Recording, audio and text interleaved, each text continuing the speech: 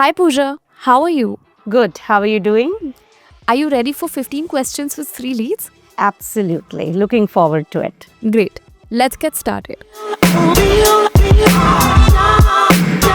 Let me start on a high note by asking, what is that one thing that always helps you stay optimistic? Optimism is a lot about how we frame our perception of the world. Speaking of optimism, what do you believe are the most positive trends in today's corporate landscape for young women professionals? One, there is huge acknowledgement of the fact that this is an important issue, that bringing gender parity in workplaces at every level is an important imperative for both the private sector organizations and governments. The second is the rising number of women in senior leadership roles. And the third piece is the level of support that is available. Absolutely. And on the flip side, what is one thing that urgently needs to be improved or changed? One of the themes that I have been thinking about is how women's career trajectories differ from that of men's. Our traditional notion of career trajectories is this kind of 30-year career ladder that you get out of college and you climb. And as our lifespans are increasing, this notion of this 3-decade career is being questioned. More so for women, because women come in and out of the workforce in their professional journeys multiple times. And therefore, it is imperative for us to think about return to work pathways so that women beyond 40, 45 can actively come back into the workforce. That is indeed the need of the hour. Now, can you tell us what is that one mistake you've made as a leader and what have you learned from it? The list of mistakes is very long, but they can all be categorized into kind of this one broad theme, which is that of balance. As a leader, you are constantly trying to balance multiple priorities. So let's say delegation. I have made mistakes where I have either over-delegated or under-delegated. And as a leader, you're constantly trying to be aware of that mistake and balancing it as you go along. Timing. Sometimes you can take an action too soon or too early. Again, as a leader, it is important to get that balance right. Okay, would you want to go for a walk with me now? Sure, let's do that.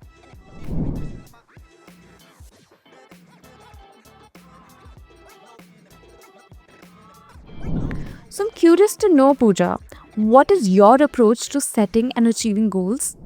For me, more than goals, it's about a vision over the next 5 to 8 years. I have broad idea around what I want to accomplish over the next 5 to 8 years. And I actually write it down as a few slides and actually check 8 years, 5 years down the road, where am I at? That's indeed quite a helpful approach. The next question is my personal favorite. If you could implement 2 or let's say 3 national policies to enhance women's leadership opportunities, what would they be? At the principal level, more data disclosure is good. So if we can frame a policy to enable more information coming around gender metrics, gender pay gap, for different sizes of companies, I think that will be good. Well, here is hoping that we see something like that happen soon in our country. What is your mantra for continuous personal growth as a leader? We live in this age of distractedness, and therefore I feel the one big superpower one can cultivate is attention.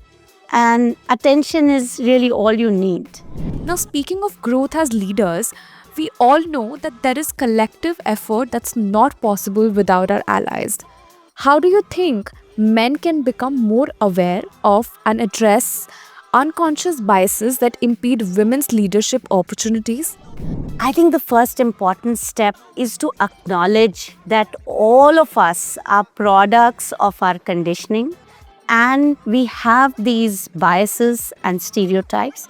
They enable us to function better in the world because it is through these pattern matching algorithms that are entrenched in our brain that we are able to make sense of the world, we are able to make fast decisions.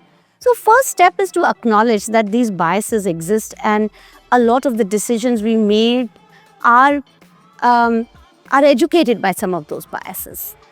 Once you do that, then the next step is to really put yourself in positions where you are listening to other women leaders, to other women professionals with an open mind to at least understand their point of view. And it is really a journey. So you start by being aware that this exists. Get to the next stage of saying, okay, there is a will to change. You want to either change yourself, make change happen. And the third phase is in then getting to action. So really making some tangible changes within yourself, within your sphere of influence to make change happen towards more diversity, towards more equality, towards more parity. Well, I couldn't agree more. Along the similar lines, tell us, how crucial do you think networking is in bridging the gender gap in the workforce? See, networking is a very loaded term. A lot of what we accomplish in life, in work, is through support of other people. These could be friends, mentors, advisors. There are some weak connections that we have. And that is crucial to both men and women as you progress in your career, even as you build your families, as you live your life. So it's a very crucial aspect. Kind of gender lens to that is that women are great at networking. They actually have good relationships, large relationships. In fact, LinkedIn did a study in which they found that women have great networks, big networks. It is in how women use those networks or how comfortable they feel in reaching out for support, for help, for input that there is a difference. I think now it's time for a quick coffee refill. Sure, let's do that. Pooja, you've had a long, impressive journey as a leader. Can you please share any specific examples of how having women in leadership roles has positively impacted an organization's culture and success? So I'll give you a personal example. When I was expecting my first daughter, I was working in the Bay Area with a startup. My manager was a woman leader. And I went, as soon as I found out I was pregnant, I went and told her, I'm pregnant, I'm planning to have a conversation with HR around it. And she said, she advised me to hold off on it. I was a little taken aback and I wondered why, but I didn't question it and did not inform HR until I was about 5 months pregnant. So once I told the HR, it was only a matter of time. In a span of few days, everybody knew that I was pregnant. And the question I was surprised that I got a lot was, when are you quitting?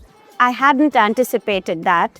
And I realized why Linda said what she did. I, of course, went back to work 9 weeks after my delivery. The next big question was there was no provision for nursing room there. I again talked to my manager and she made sure that one of the meeting rooms was converted into a room for new mothers. And 4 women, 4 of us actually used that over the next 6 months. I was able to nurse my kid, which was very important to me at that time, for a year. And that was all because of the support of that one woman leader. I think that was a perfect example. Now please tell me, how do you envision the role of women in India's $10 trillion economy by 2035? India is very well positioned to be this $10 trillion economy.